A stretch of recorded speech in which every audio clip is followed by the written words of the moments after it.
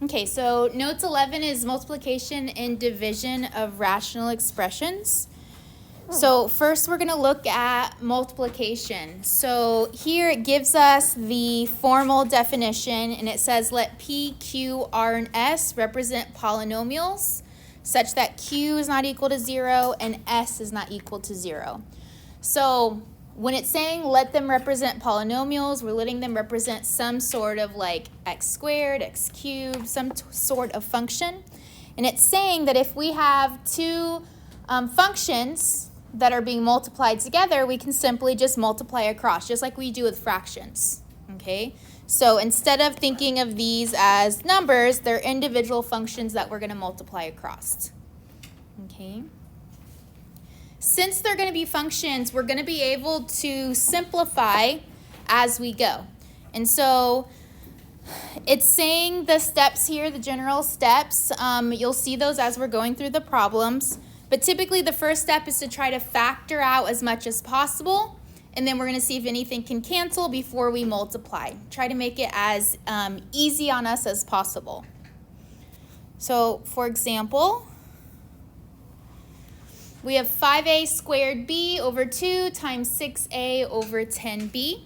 So in these ones, we would check, okay, individually, can I factor out any of the spots that I'm circling? Notice that they're already simplified as much as possible. So what we're going to check is see if we can simplify up and down, and then see if we can simplify diagonals, okay? So, for example, we would first start here. And looking at that fraction, could we simplify anything? No. Okay. Then we would look at this fraction. Could we simplify anything? Yes. Yes. What could simplify? 6 divided by 2, 10 divided by 2. Good. So 6 and 10 are both divisible by 2. So we could say, okay, this is now 3 and this is now 5. Okay, so we check both top and bottom of each of those fractions, and now we're going to look at the diagonal. So starting with, oops, I did not want to do that. Starting with the diagonal here, we have 2 and then 3a. Can those simplify in any way? Yes. No, right? We have 2 and 3a, right? And we already simplified that 6. Then we look this way. Can we simplify anything on that diagonal? The 5 and what else? The b. Okay, so what happens is that 5, we're dividing both of them by 5, right? So it's canceling out. It's going to 1. And then same with b. We can divide both of them by b, which means the b's cancel out. So that means what we're left with is a squared over 2 times 3a over, well, the 10 cancel, the 5 cancel, b, just 1. There's nothing else left on the bottom. Okay. So again, the reason why we simplify as much as possible, because now, as simplified as it is, it's going to be easy for us to multiply across. So then multiplying this across, what is a squared times 3a? 3a cubed. Good, because we have an additional a there, so 3a cubed. And then on the bottom, what's 2 times 1? 2. So that's our answer. So we're always going to see if we can simplify on individual fractions and then on diagonals. Then we multiply across.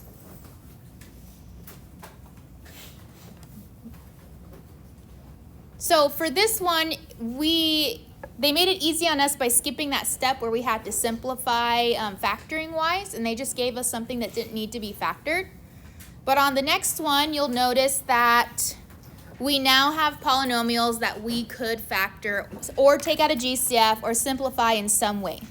So that's what we're going to do first. And I'm going to start with this numerator here. Okay, so if I have 35 minus 5x, is there something that I could take out of both? Of 5. Okay. Which means I would rewrite this as 5. And then what would be left over if I take out a 5? 7 minus x, or 1x, right? That's the same thing. So this is now gone. We have 5 times 7 minus x. Okay. Then we look at this denominator here. Is there anything I can take out of here? 5. A 5. So if I take out a 5, I'm left with x plus 1. Okay. Then I'm going to look at this one. This one's not as simple. I'm not just taking out a GCF. I have to actually do my A times C method. Okay. So here, off to the side, A times C would be what value? 4. 4. And what would be my B value? 5. 5. So what's two numbers that multiply to 4 but add to 5? 1 and 4. 1 and 4. So 1 times 4, then 1 plus 4. Okay. And since A is equal to 1 here, do I have to go through the whole process of factor by grouping? Or could I just write my factors based off my numbers?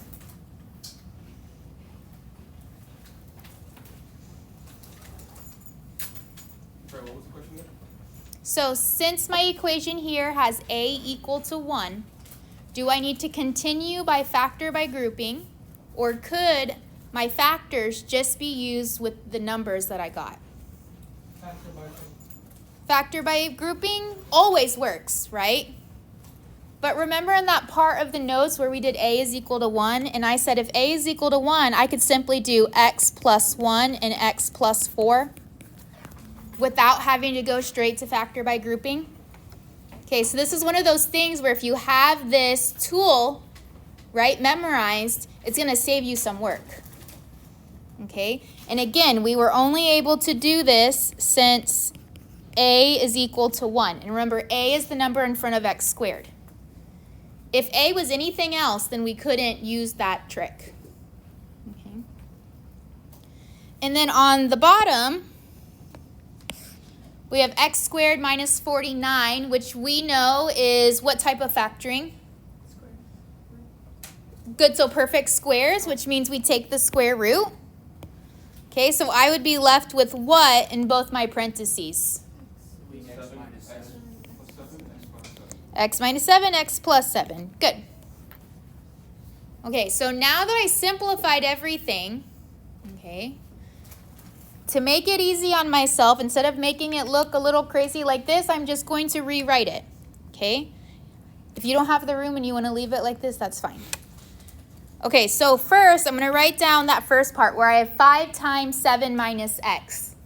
Well, remember, we like x to be in the front. So instead of writing 7 minus x, what's another way I could write this? Negative x. Okay, negative x plus 7. Okay, so if I had this, if I had negative x plus 7, because I put them in the correct spot, that means I technically have something in front of my x, which I could take out. And what would that be? A negative 1. So technically I'm taking out a negative 5, and then instead of negative x plus 7, I have positive x minus 7. And there's a reason I did that, because I want to see if it cancels with something else. Okay, and if I left it as 7 minus x, it wouldn't have canceled. Okay, and then I'm rewriting the bottom. And then what I had on the next fraction, and then the bottom of the last fraction. So remember, the first thing I try to do is I look at each individual fraction. So I'm just looking at this right here. Can anything cancel here? The 5s? Okay, so that's gone. Then I check here. Can anything cancel here? Nope. So then I go back and I do the diagonal. So this is my first diagonal. Can anything cancel here? Yes. X minus 7. Right, so that's this and this. And then I check my last diagonal. Can anything cancel here? Yes. X plus 1. Okay. Which means now I multiply with whatever I have left. And what I have left in that first one is just negative 1 over 1, because everything else canceled out. Times, and then what I have left from this one is x plus 4, and then x plus 7. Okay. Where's the negative? Or, yeah, I was gonna say, where's the negative one come from? Because of the negative 5. Yes, because remember here we canceled out the 5s? Well, we didn't cancel out a negative 5. Oh, So technically this is like negative 1 times 5, and we just canceled out the 5s. okay. Mm-hmm. And so from here I now can multiply across. And do you agree that this is a lot easier to multiply across than this at the top? Yes. And so that's why we do it. That's why we simplify as much as possible. And so my answer here is negative x plus 4 over x plus 7. Okay, because I multiply them both across. Since I'm multiplying that negative with the x plus 4, I leave it in parentheses. And then since I'm multiplying the bottom by 1, it doesn't matter if I leave it in parentheses or not because it's not going to affect my answer. So then this is my answer here.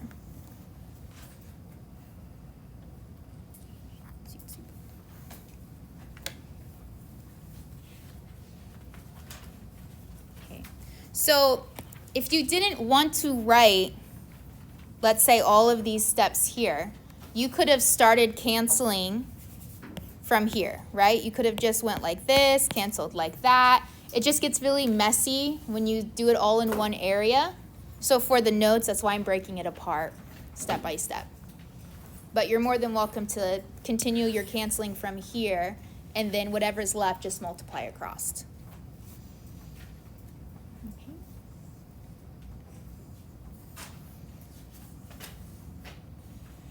Okay, so those were the examples when we multiply. So multiply, we simplify as much as possible, and then multiply across. The next one is dividing. So before we divide, we have to learn about the vocabulary reciprocal.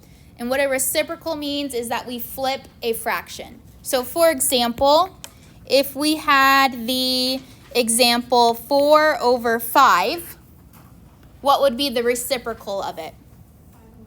5 over 4. We just flip it. Okay.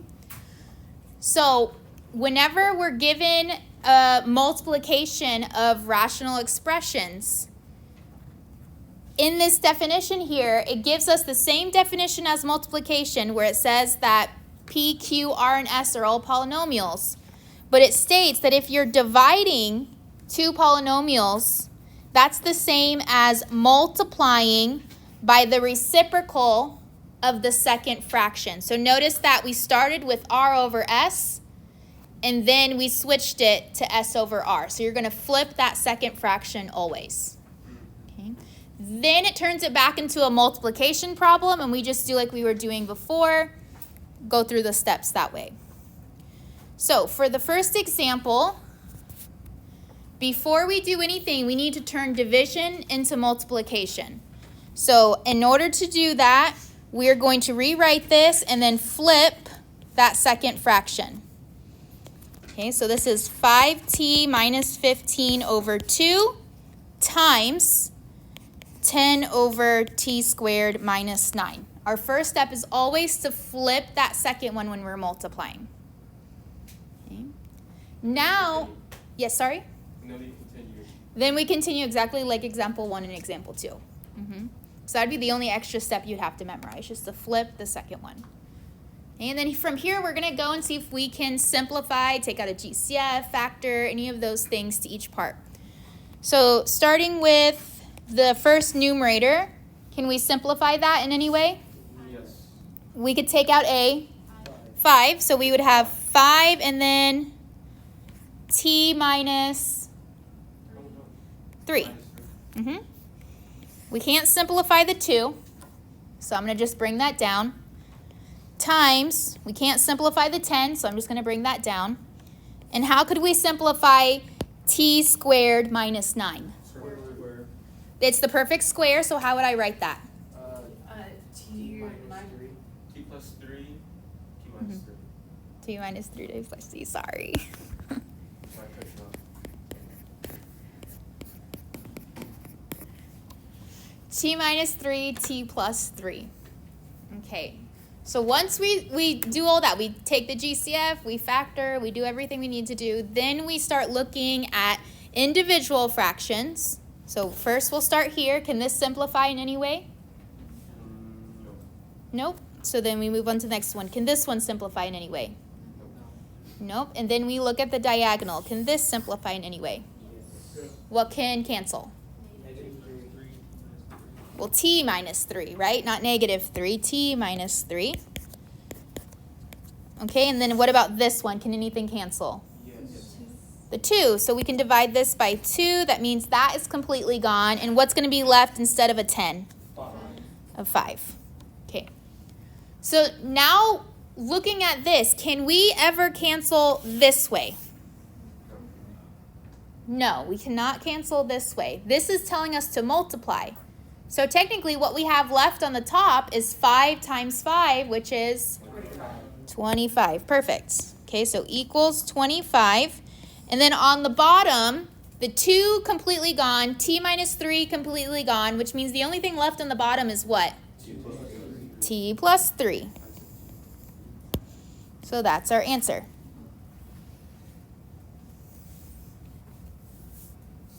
This doesn't seem so bad. So far. Twist. Though there's nothing more than this.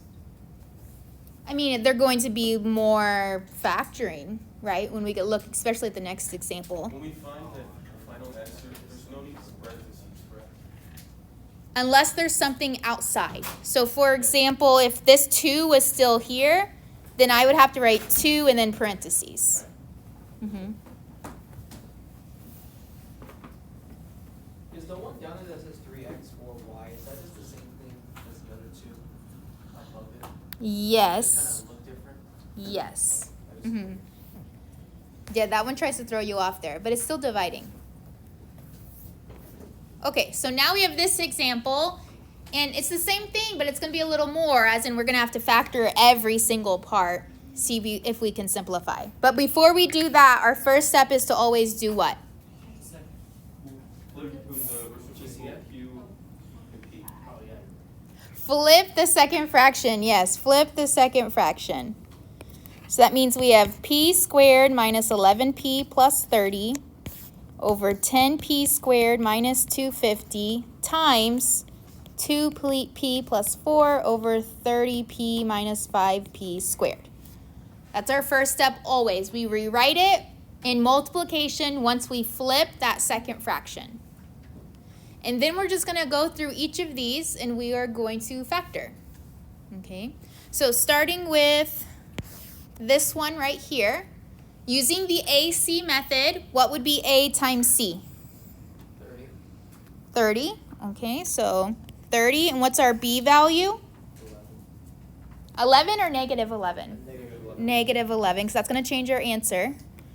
So what two numbers can multiply to 30 but add to negative 11? Negative 5 and negative 6. Negative 5 and negative 6. They would both have to be negative in order to get a positive 30. And they would both have to be negative in order to add to a negative 6. Okay?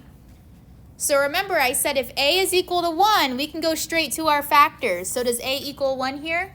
Yes. So what would be my factors? X minus 5, x minus 6.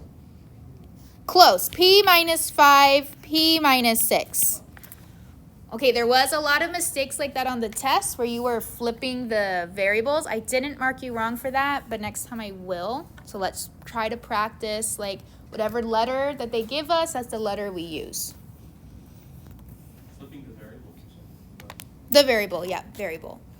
So like instead of P, if you put X, right? That was a common mistake I saw a lot. And it's understandable because we typically use only X. But when we're introducing other variables, that is going to affect you negatively in college algebra. Because they're going to mark you, you can do the whole problem right, and they're going to mark you wrong if you have the wrong variable. Okay, so the next part, let's do this part on the bottom. Okay, so before we do anything, we should first see if we can take out a GCF. Could we take out a GCF from here? Yes. What number? 10. So I would take out a 10 and I'm left with p squared minus 250. Oh, no, that's not right. Minus 25. Okay, because I divided both by 10. And then now looking at that parenthesis, you should see that that's a factoring by Like your square. perfect squares, right? Which means this is going to be p. Minus 5 and p plus 5. Mm-hmm. Okay, so that one's going there.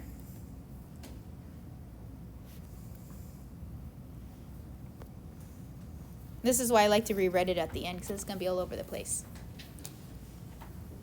Okay, and I'm trying to color code it, so hopefully that helps. Okay, so then we have 2p plus 4. Okay, what could we do to simplify that? Take out a 2, so we're left with 2 p plus 4 plus 2. plus 2. P plus 2. Okay, we can't simplify that any further, so we leave that as is. And then the last one, before we try to simplify this, is this in the correct order? No. No, so we first have to write it in the correct order. Okay, and what would be that correct order? Negative 5p squared minus 30p. Plus or minus 30p? Plus, because 30p is positive. Okay, and then from here, now we could take out a GCF. And what would that GCF be? Negative 5. Good, because we don't want that negative in the front ever. So then we're left with p squared. Well, actually, we could take out, yes, a p as well. Let's do that. And then we're left with p, and then what else? Minus 6. Okay. So now everything is as simplified as it's going to get. So I'm going to rewrite this so it doesn't look like a mess. And I have p minus 5 and p minus 6 over 10 times p minus 5, p plus 5, times 2 times p plus 2 over negative 5p times p minus 6. Okay, so that's with all of our factors, and then we go through each process. So looking at this first fraction, can anything simplify? Good, the p minus 5. Okay, then I look at this fraction, can anything cancel? Nope, doesn't look like anything is the same. So then we look on the diagonal. Can anything cancel that way? The p minus 6, good. P minus 6 is gone. And then we look at the other diagonal. Can anything cancel or simplify? 2 and the 10. 2 and the 10. So 2 is gone and 10 is now 5. Okay, so then if I'm multiplying this across, the only thing I have left on the top is what? p minus 2. Good, 1 times p plus 2, right? Which would just be p plus 2, right? Because since this whole thing canceled here, technically this is 1, and 1 times p plus 2 is just p plus 2. Okay. What about on the bottom? Like, what do I have left here? It'd be So 5 and p 5 plus 5. negative 5p. Good, so it would be 5p plus 5 times negative 5p. Right, because we have this one left, we have this one left, and we have this left. So if we multiply the numbers together first, what do we have? It'd be negative 25p. So negative 25p. And then since we have something else in front of those parentheses, do I need to include the parentheses? Yes, and the parentheses would be p plus 5. And that would be our answer. That means it's as simplified as we can get it. Would it be wrong if we distributed the 5 with the p plus 5? And so you did 5p plus 25, and then you did negative 5p on the outside? Yeah. No, it wouldn't be wrong. We get the same answer. I mean, if you do distribute the negative 25p into p plus 5, and you simplify everything, you should get the same answer as if you were doing it the way you said first time. Yeah, so if you wanted to say, okay, I can simplify this further by distributing this in, that's okay. You're still going to get those points. Okay, any questions so far?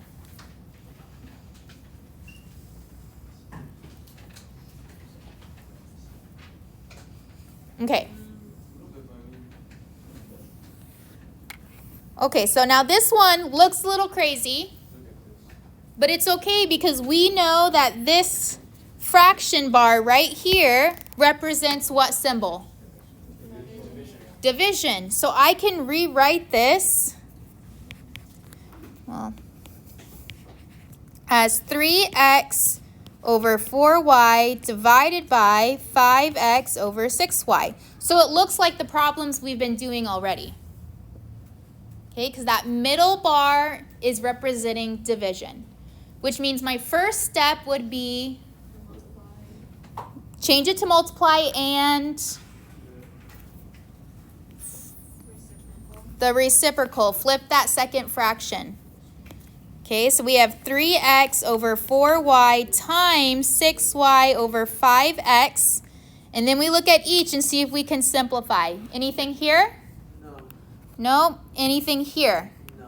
No, then we check the diagonal. Anything here? Is it the x? The x, good. The x's would cancel. Okay, then we look at the other diagonal. Anything here? Yes. The y's and what else? The numbers. And how could we reduce the numbers? Divide by 2. So if we divide this one by 2, we get 2. The y's gone. This y's gone. And what do we get when we divide 6 by 2? 3. Okay, which means technically I have 3 over 2 times 3 over 5, which is just going to be a number, and that answer would be 9 over 10. Because all of our variables canceled out. Our x's canceled out and our y's canceled out. So we're only left with 9/10.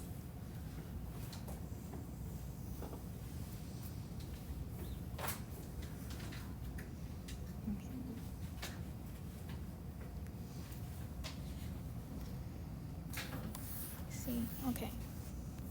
So we have one last question. And this is as I would say, this is as difficult as you would see it. Right? Where they mix together division and multiplication. You could also see it where these would both be multiplication or that they both would be division. Right? So in order to simplify these, we have to work with only 2 fractions at a time.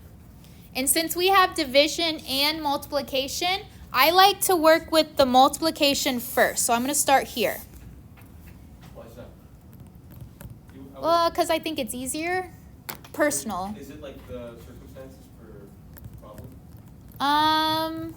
No, because you could start with division first and get the same answer. You could do this first and get the same. Right.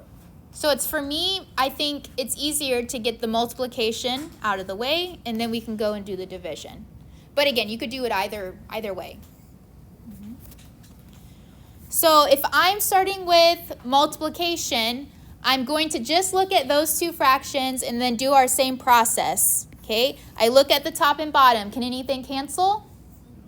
Okay, what about the second fraction? Can anything cancel? No. What about on the diagonal here? By 2. Okay, so I'm going to do that. So this is 3 and now this is 4. And then I look at the other diagonal. Is it C? So it's not going to be C. And it's not going to be 3. So nothing can cancel. And the reason for that is because on the bottom here, they're subtracting. Okay, which means this is an entire thing together. This is technically like this, C minus 3. Whereas this 3C over here is multiplying. So they're 2 separate entities. It's 3 and C versus this is together, C minus 3. Okay, so they would have to be looking exactly the same for you to cancel out. So that means here we have 3 over C minus 3 times 3C over 4, And if we multiply them together, what do we get on the top? 9c. And what about on the bottom? 4 parentheses. Good. 4 parentheses c minus 3. When we have something else in the front, that other part should remain or go inside parentheses. Which means our answer for just the multiplication part is this. Okay. So now I'm going to bring that fraction that I just combined over and put it next to that first fraction where I'm having the divide. So I have 4 over c squared minus 9 divided by 9c over 4 times c minus 3. And now I just have a simple division problem. So what would I do as my first step? Reciprocal. So I have 4 over c squared minus 9 times 4 times c minus 3 over 9c. Okay. And then I'm going to look at each part to make sure everything's as simplified as it can be. So here I have 4, that's simplified. Here I have 4 times c minus 3, that's simplified. It's actually better that we left it this way and didn't distribute the 4 in, because we would have to then go back and take a 4 out for GCF. The 9c is simplified. How could we simplify c squared minus 9? Perfect square. C plus 3, C minus 3. Yes, perfect. Okay, so this is c minus 3, c plus 3. Okay, so now that it's all simplified, we're going to do the same thing, and we're going to look at each fraction. Can I simplify anything here? Nope, nothing there. What about here? Nope, nothing there. Okay, now I look at the diagonal. Anything here? Yes. The c minus 3. And then I look at the other diagonal. Anything here? No. So then what I have left is on the top, I just have 4 times 4, which is 16. And then at the bottom, I have a c plus 3 and then a 9c. So how would I multiply those together? Would it just be 9c with the parentheses Mhm. c plus 3? C plus 3. And that would be my answer. So that's my overall answer, the complete answer, right? I would try not to make the mistake of, okay, you see this long problem, you feel like you've done enough math here, and then you stop and say this is your answer. Okay, that's a mistake I see a lot too, is where you forget to continue the problem. You could end up, not so much in this class, but you could end up with, let's say instead of 3 fractions, let's say 5 fractions. Okay, so 5 of these being multiplied or divided or a mix of the two.